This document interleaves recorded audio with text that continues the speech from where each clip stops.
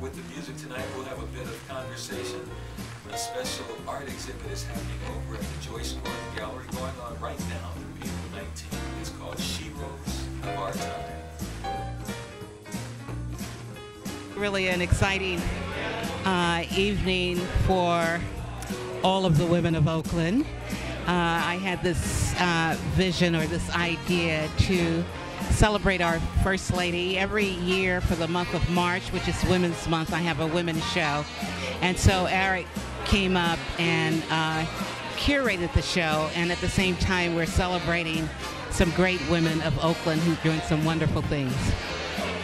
SheRose of Our Time. This is a show that I curated specifically to honor women pioneers. One was about Cuba, and so there's a political dimension. And then this one here is about being joyous, and so there's an element of optimism and hope and faith.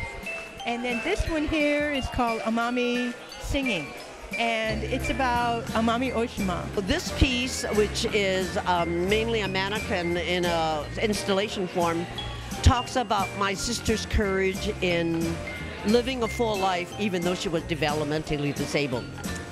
And the other piece that I have on the wall there is talking about the Angel Island immigrants who came under false identity to this country because of the 1882 Chinese exclusion law. The name of the rice is AA. And AA, and so, and here, her left hand is paralyzed, and so she constantly holds her hand. So we tied the rope to indicate that she lost the use of her hand. The kite on it has some baybayin, which is an ancient Filipino script. This script hasn't been seen since the 1800s. And on this kite, I wrote, "Ang pag-ibig ko sa'yo ay tunay," which in English means, "My love for you is true." So it's a bit of a tribute for my husband and I.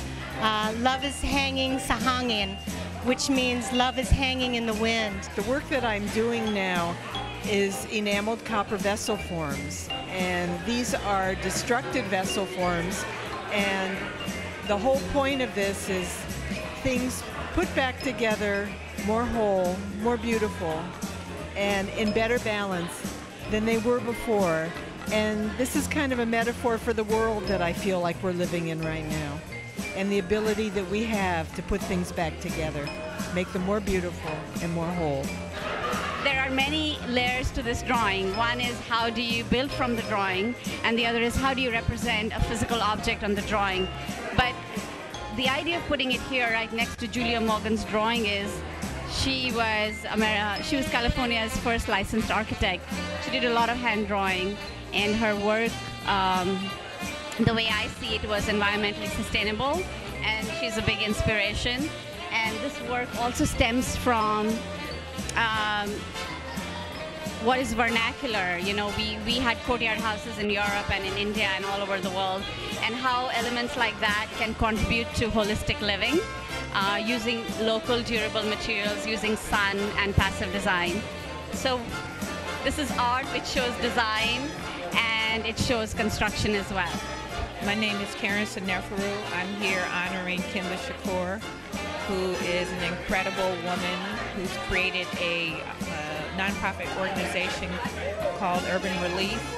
I was asked to do an installation on her behalf, and so what I wanted to do was to take some material that I had used in the past, which is red ribbon, and use that as a recyclable material, and have a connection between my last piece and this one. And so the red ribbon in this case was initially to develop a weeping willow. I wanted to map Kimba's project in West Oakland where she planted 8,000 trees. So I wanted to show how a tree can in fact become a community representation. All over Europe, women.